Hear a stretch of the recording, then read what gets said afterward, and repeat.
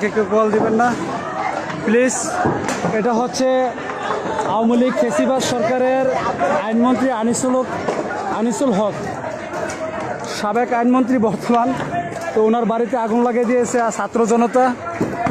আমি আগেও বলছি, আবারও বলি, তো সেখান থেকে বাড়িঘর সামানা, মাল সামানা যা কিছু ছিল আছে, কিন্তু সাধারণ জনগণ তাদের মালামালগুলা নিয়ে গেছে। আমার কাছে সবচেয়ে যেটা অনেক বলার বিষয় হচ্ছে, এখানে আমি এসে দেখলাম যে হাজার হাজার সরকারি কম্বল তাদের গোডাউনে, হাজার হাজার, এগুলা কিন্তু জনগণ অবশেষে নিয়ে গেছে।